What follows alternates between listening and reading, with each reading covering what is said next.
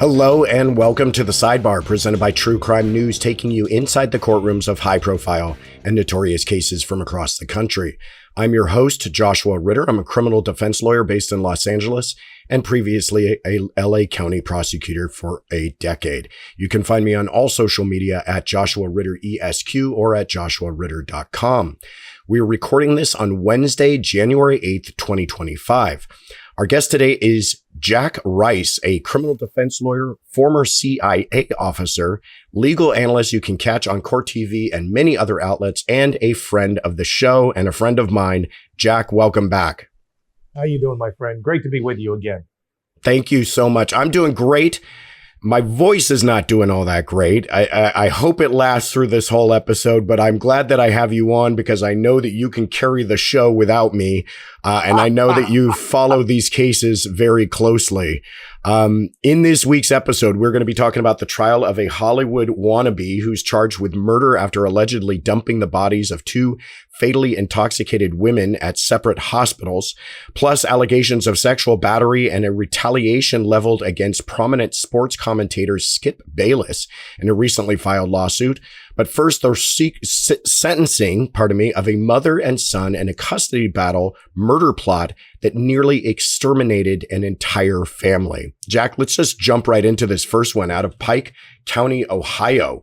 More than 8 years after a calculated killing nearly wiped out the Rhoden family, a judge sentenced a mother and son to lengthy prison terms for their involvement in the fatal shootings. Mother Angela Wagner and her son Edward Jake Wagner previously pleaded guilty to their roles in the heinous crime, which was allegedly instigated by a custody battle between Jake and his child's mother, Hannah Rhoden. The killing spree claimed the lives of, get this, 8 total members of the Rhoden family, though the lives of 3 young children, including 2 infants, were spared. A judge sentenced the matriarch Angela to 30 years with 6 years credit for the time she served thus far. Her son, Jake, received a life sentence with the possibility of parole after 32 years, including 12 years for gun charges and an additional 20 years for the murders of 5 of the 8 victims. The sentence came as a surprise to some, given that Jake had accepted a deal that would have ordered him to serve 8 life sentences without the possibility of parole. However, his cooperation with police was seen as a mitigating factor by the judge.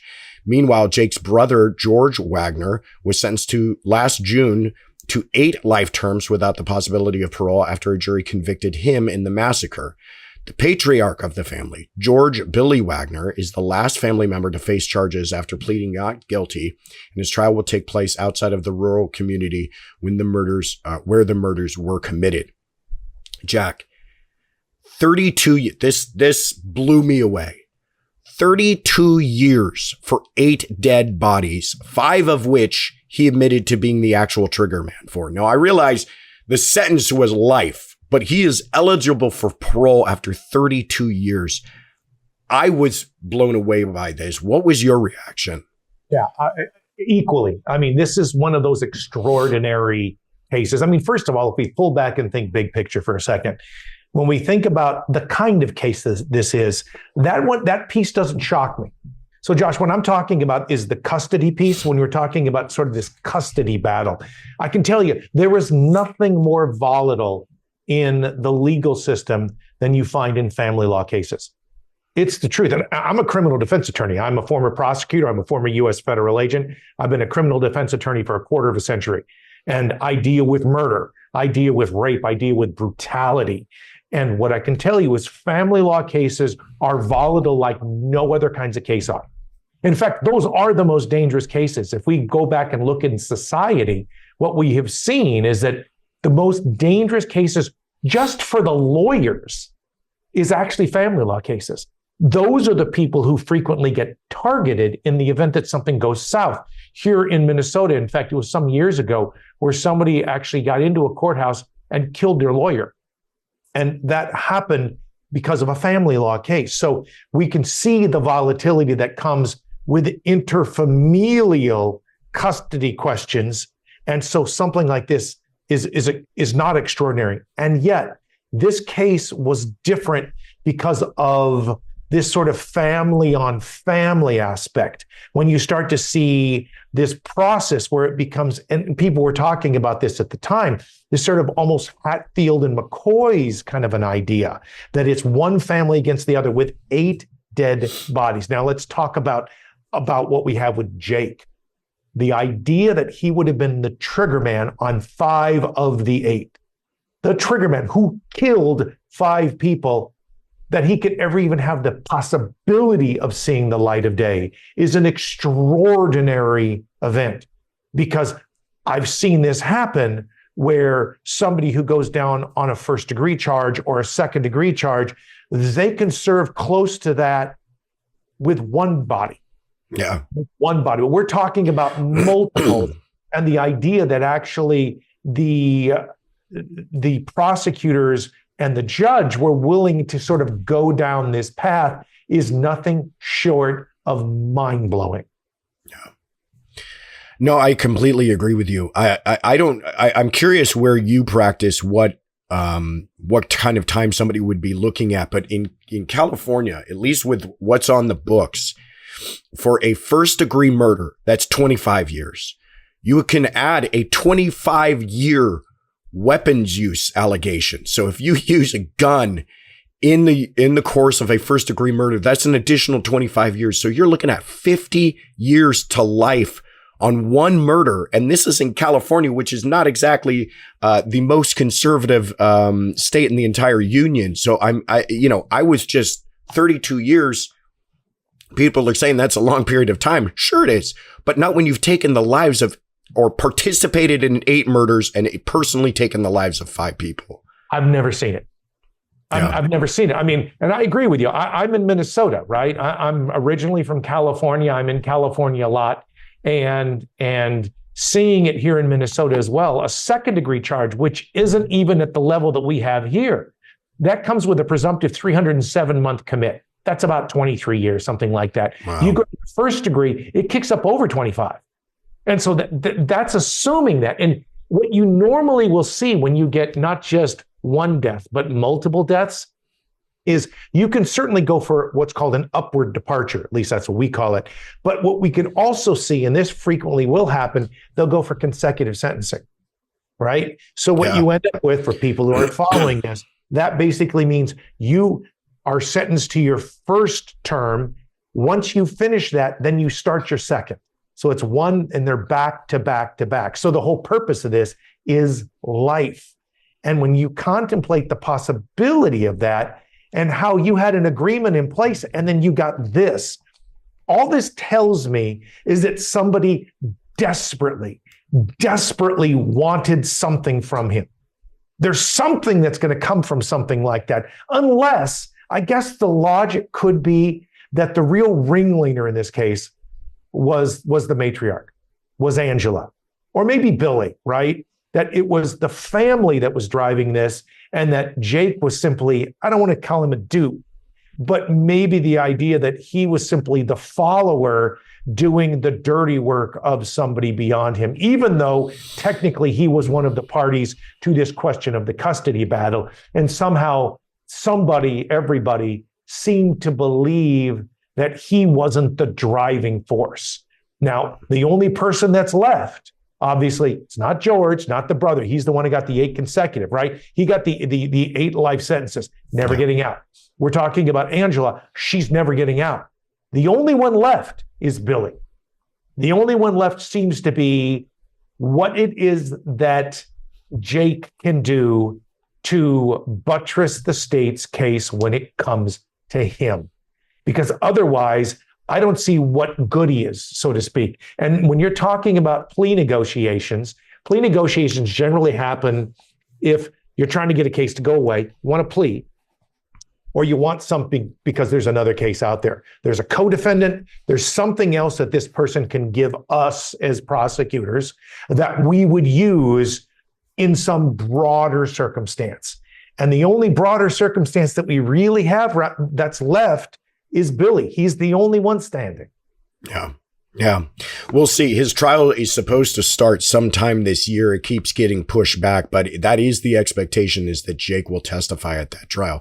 I could talk about this case for quite a bit because I was especially offended by this latest move by the judge and what this judge has been doing recently with this case. It really bothers me. And usually I try to be as objective as possible. But last question on this is one of the reasons that the judge gave for giving the 32 years. And I keep calling it a 32 years. I realize it's life with parole at 32, but still, one of the reasons he gave is he felt that he had to give Jake something less than the other brother who had gone to trial and received the 8 consecutive life sentences, like you said, that he felt that somehow if he got 8 life sentences, then a man who confessed and is participating and cooperating with the prosecution should get something less than that. And I thought, okay, at first I thought that makes some sense, but then I thought, and I want to hear your thoughts. This isn't just a math equation here. This isn't just, well, you got 8 apples, then the other guy should get, less apples. This is about justice for victims. And you're still, I don't care you cooperated or not, you're still talking about 8 murders, wiping out an entire family in cold blood. It just, even that reasoning kind of bothered me, but I'm curious to hear what you think. I'm with you. And yet here's the thing. I am a criminal defense attorney. And I can't help this piece of this, is that what he did was objectively horrifying. There is no question about that. But when we think about this judicial process, the process itself can be brutal. The brutality that comes from the system can be equally brutal. When I have to cross-examine a little girl, or I have to cross-examine somebody who's a mother whose son or sons or children are all dead, my job is to go after them. That's my job.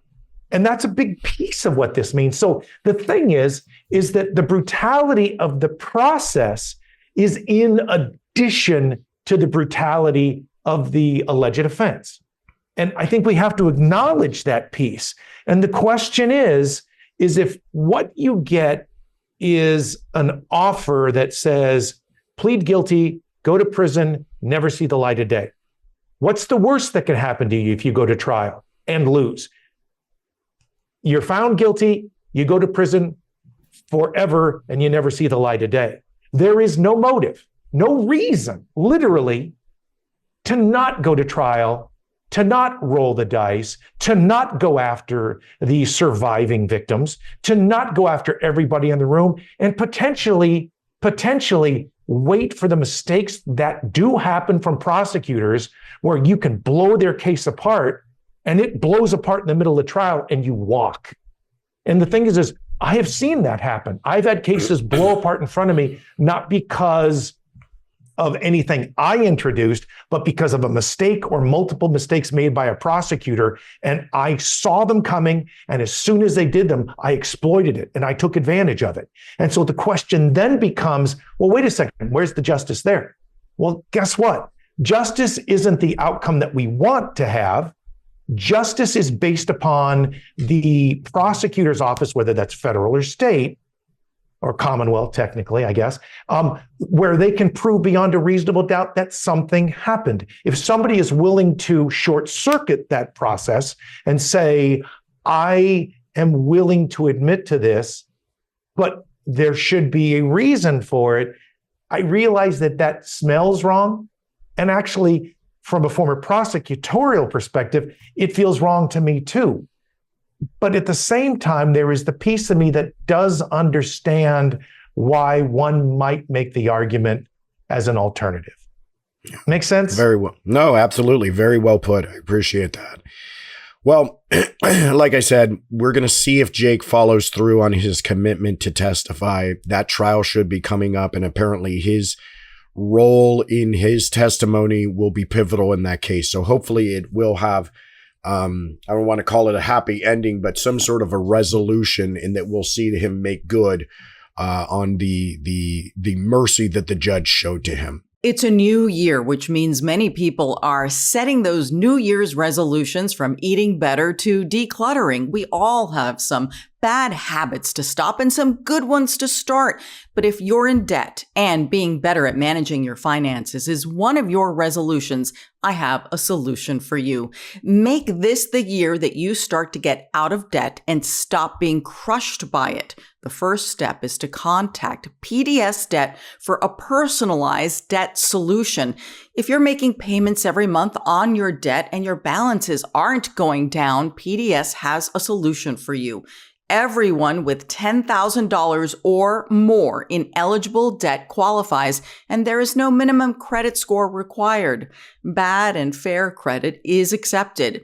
Save more while paying off your debt in a fraction of the time. Being in debt can feel scary and overwhelming. It's like no matter what you do, you can't get out of it, but PDS Debt can help. Make this the year that you take control of your debt. Get a free debt analysis right now at pdsdebt.com/truecrime. It only takes 30 seconds. That's pdsdebt.com/truecrime. pdsdebt.com/truecrime. We're going to head from Pike County, Ohio to Los Angeles, California, and talk about a former hairstylist who worked for Fox Sports filed a lawsuit alleging shocking claims of discrimination and unwanted sexual advances, naming multiple high-level employees, including commentator Skip Bayless. Noushin Faraji, who worked with the company for over a decade, claims that Fox perpetrated a hostile work environment which allowed executives and the talent to harass workers without repercussions.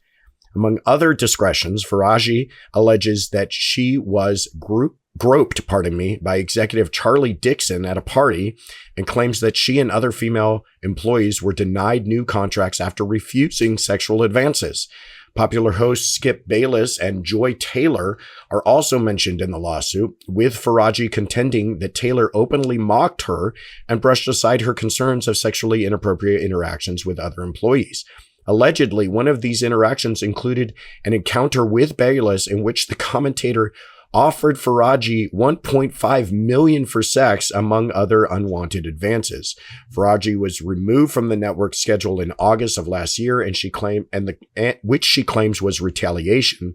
The network, however, has released a statement about the claims, saying, quote, "We take these allegations seriously and have no further comment at this time, given the pending litigation.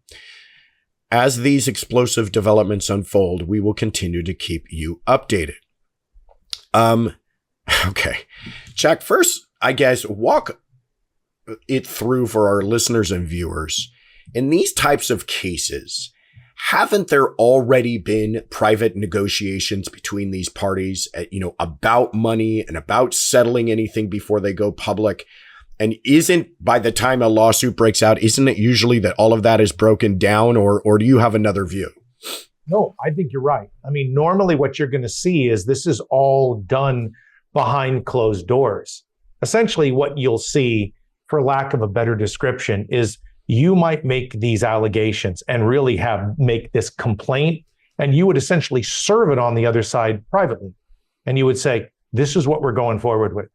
This is what we're going to do, unless, and you're coming up with an answer. Because at the end of the day, remember, this is a civil question, not a criminal one. We're not claiming that this was an assault in a criminal sense, rather a civil one, or some sort of sexual violence, other than the civil context. So the way you fix this, generally speaking, is with money.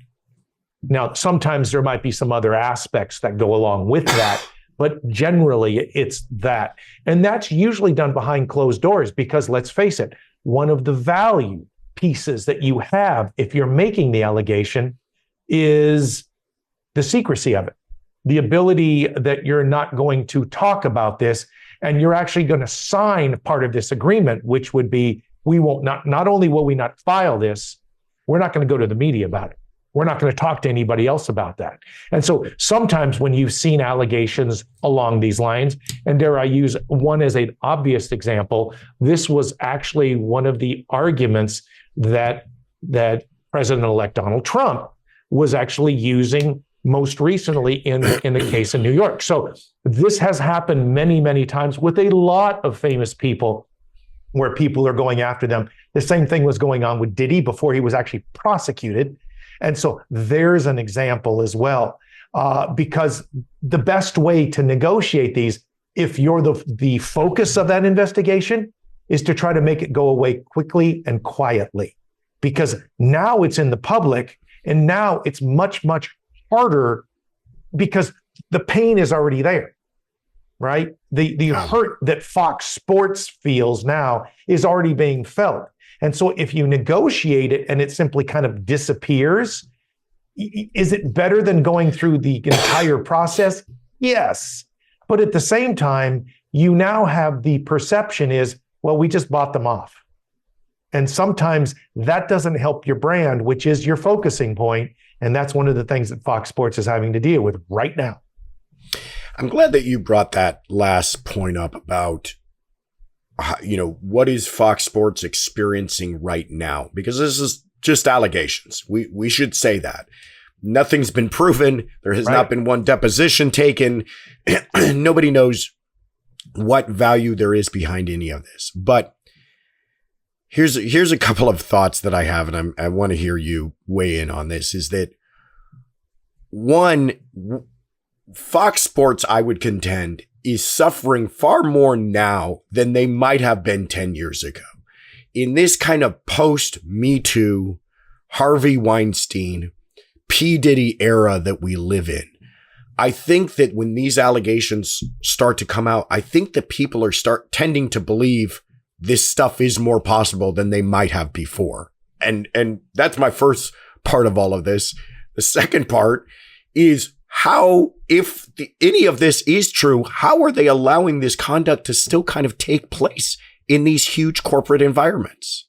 Oh boy, two really important questions. And when we think about Me Too, and we think about the impact that has caused, contemplate the number of celebrities and other people of note who have fallen as a result. And I'm not just talking about comedians and commentators and politicians and famous CEOs and all of those. The world has changed. The world has simply changed. And this idea that this isn't just a shakedown is something that has really grabbed hold. Now, at the same time, it's really interesting to me because I think in some ways, we saw this pendulum start to swing, but that was a few years ago. And I would argue, and I'm curious what you think about this, I would argue this allegation might have had even more traction 2 years ago than it might have right now. Yeah. And again, I think part of that is political. Part of that is timing, but part of that is the cyclical nature of how we do things. For many, many, many years, we had people, not just allegations, but I think you can look back and say this with some confidence, that we had people who were being abused and the abuser could do this without any ramifications whatsoever.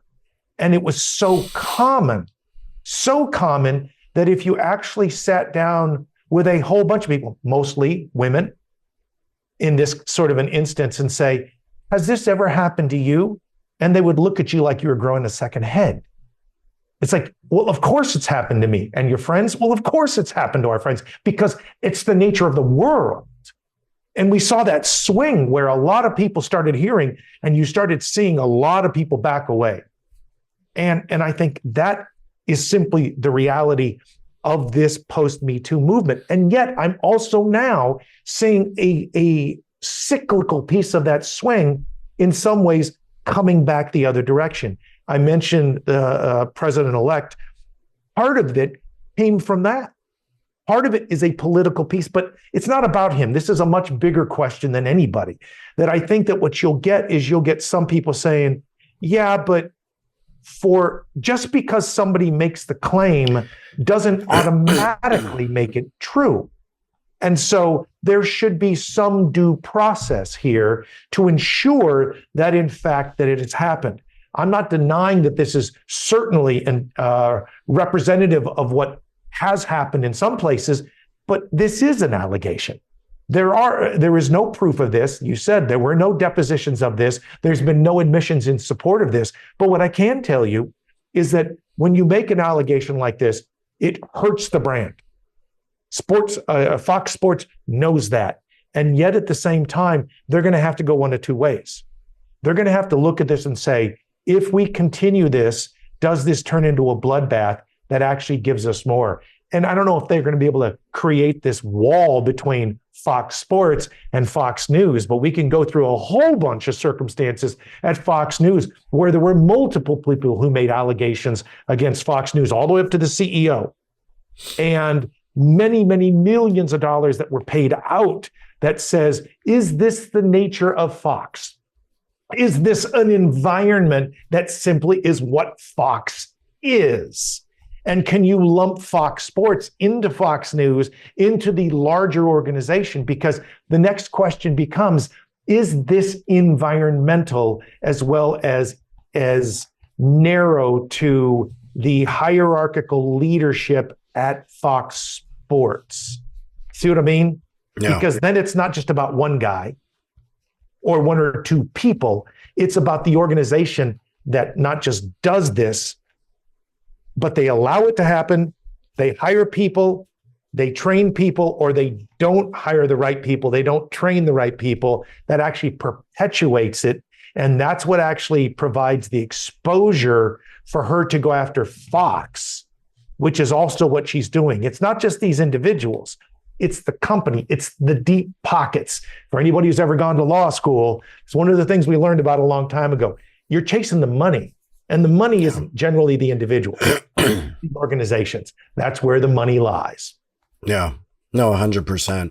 And I do agree with you. I think that you're right that there, as is the way with any one of these kind of movements, but right after Me Too, there did seem, Me Too, first of all, was a sea change moment, but there did seem to be this rush of kind of believing allegations, no matter what supported them, and very little, what we would consider due process given to some of the accused.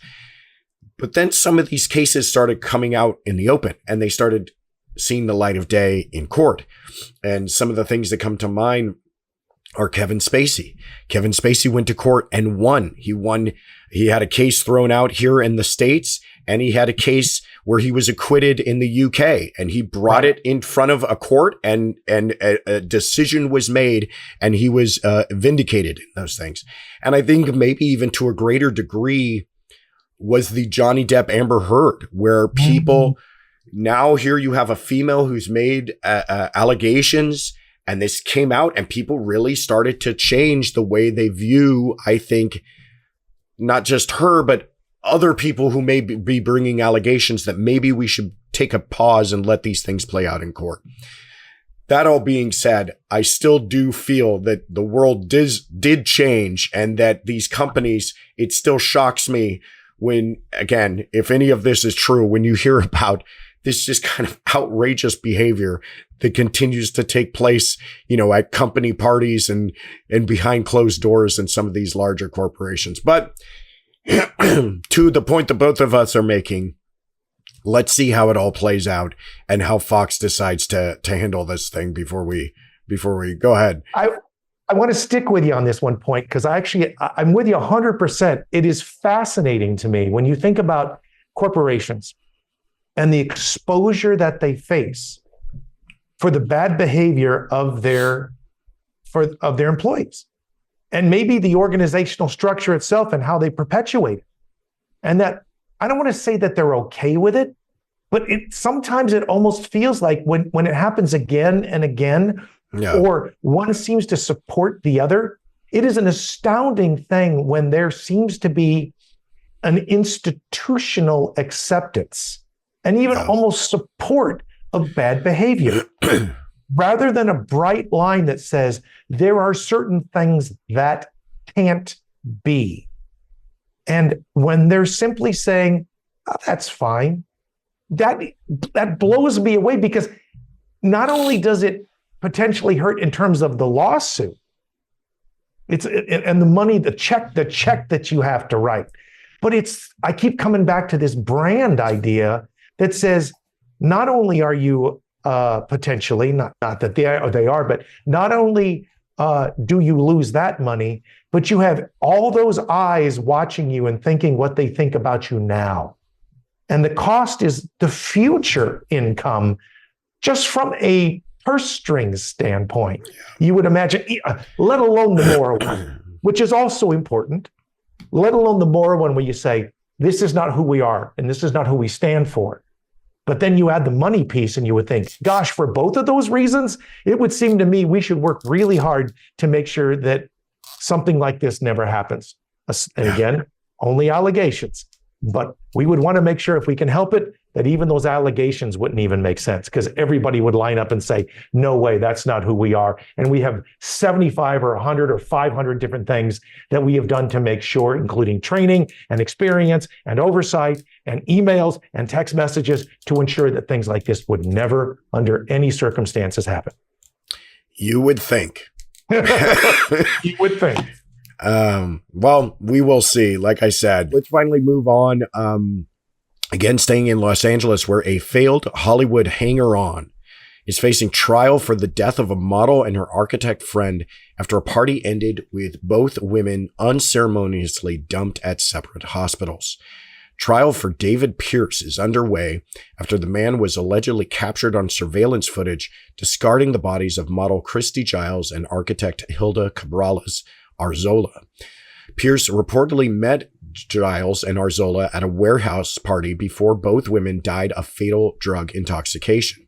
Pearce was eventually charged with 2 counts of murder along with drug charges, while an alleged co-conspirator and friend was charged with accessory after the fact. According to the mother of one of the victims, Dusty Giles, Pearce waited to seek help for the victims, allegedly even Googling, quote, how to get rid of an overdose body without getting in trouble. According to prosecutors, this isn't Pearce's first run-in with drugs or crime, and the man was previously charged with counts of sexual assault against 7 victims spanning a 13-year period. While Pearce's defense will argue that the overdoses were accidental, it will be up to jurors to determine the true intention of the man's actions. Jack, this is an interesting case, and I think it's far from clear-cut, because a sad reality is that thousands of overdoses take place every single year in this country. How is the prosecution? What do they have to do to distinguish this case and say this case, however, is murder? This is not an accident. This case is murder. This is an interesting case to me for a lot of reasons. One of the kinds of cases that I have handled and continue to handle, at least in my jurisdiction, we call these murder threes. And the reason it's charged as it is they frequently go after the drug dealer. And what they'll do is the person who provided the drugs to somebody who then overdoses, they go after them. And essentially what they have to prove is not just negligence, but really a hard heart and I couldn't care less what happens to them, whatever. And you give them as much to overdose, and you couldn't care less how it works. And that's a very, very sort of generalized way of putting it. But it's really that general approach that you've been seeing across the country, where they're trying to go up that proverbial chain to distribution about they were using. But this is a hard one. And it's harder than you would think for a couple of reasons. And then there's some other pieces to it. One piece is this, is that what we essentially had here was, at least, and this is according to some of the facts in the case, that both of these women may have been at either one party or two, and that this was essentially a rave. And that in a rave, they were taking potentially multiple drugs, and that many of those drugs may never have come from the man who's actually charged. And so the question is if they died, did they die because of the drugs that he gave them, if any? Did they die because of the drugs that they took on their own that they received from somebody else? How much did he know about how many drugs they had taken? If those prior ones were taken before his time, so to speak, how would he have known about that? How does that impact the hardened heart concept of I couldn't care less? And so you start thinking about that piece. And then you also have to contemplate what it is. If a jury hears this and says, let me get this right. These poor dead women went to these parties and were there for cocaine, for GBH. They were there for whatever they were going for. If those were consumed by them purposely, intentionally, willfully, does that change their desire to say, I'm going to blame somebody else for the thing that they willingly did? Now, that may not fit into the law so much, but it does fit into the brains of jurors who want to try to make the right decision and say, we need to go after people who do bad things to people. If people do bad things to themselves, do we go after somebody else as sort of a backstop to the bad decisions of what people do to themselves? And I think that also is one of the questions that I think that prosecutors are grappling with, defense attorneys are grappling with, but most importantly, jurors are grappling with. Yeah. Excellent points. Now, all of that, what you said, being true, after when these women now are suffering from some sort of overdose, and it does look like they're in absolute, peril and in need of medical care. Right. There's evidence that they delayed taking them. There's evidence that they concealed their identities by wearing masks and removing their license plates before dropping them off. There's evidence that they dropped them off at separate locations, at a distance apart and right. Time in between. Tell me how does that play and the concepts of consciousness of guilt? That's the problem. And I actually think one other piece of this that you did mention that you actually mentioned earlier, and sometimes what I do is I call this an electronic fingerprint. For a long time, we would talk about DNA and we would talk about fingerprints. That was the be all and end all. And sometimes it still is. But that electronic fingerprint still does the same thing now for juries. And what I'm talking about is that Google search. The Google search that basically said, how do I get rid of a body? Because what that does is that shows, I couldn't care less, the nature of what we have here, where you have somebody who's overdosing and the response is, I'm going to hide my face and I'm just going to drop off the body at a hospital on the street. That in itself, that behavior is actually certainly one of those sets of factors that goes to the question or goes to the issue of, did they care less or could they care less? And I think that may be the critical piece that takes him down, is that behavior. If what he had done differently was, I saw them at this rave, or they came back and I have no idea what they ingested and they took more, I had no idea what was going on here. This is horrifying. Please make sure they're okay.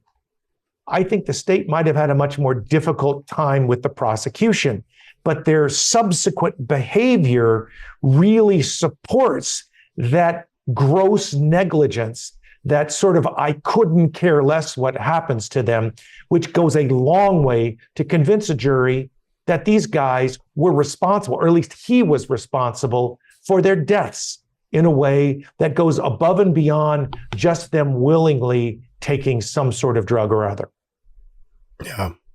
I think too, and you mentioned this before, jurors oftentimes allow emotion to play a much more crucial role in their heads than maybe it should.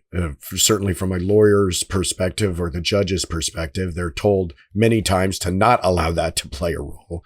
But I think that it does. And when you have two young, attractive women just out for a fun night, and the way that they end up just dumped unceremoniously at a hospital, callously, no one seeming to care if they were alive or dead. I think a jury would be hard pressed to let a person who may be responsible for that to walk out the door a free man. Well, but I can tell you, and I absolutely believe this, is that we as humans, and this is after decades of doing this, we as humans want to believe that we use our intellectual power to make the decisions that we do. And I would like to believe that that's true with me. I don't think it is. I truly believe the way people make decisions is almost entirely viscerally. They make decisions with their guts all day long. And I'll say we make decisions with our guts all day long. And then what we do is we then say, well, there's a reason that we're making decisions with our guts. And then what we do is we intellectualize it by saying, well, the reason I made this decision is because I just know in my heart. Right. And I know in my heart because what I actually am doing is I'm thinking there's this reason and this reason and this reason and this reason. And if you noticed, think about it in terms of the steps that are taken.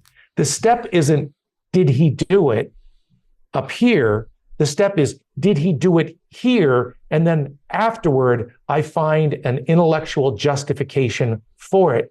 We can justify damn near anything if we truly believe that they did it. And I still think that what jurors do across the country, in Los Angeles and Minneapolis and in Miami, is what we do is juries want to do good.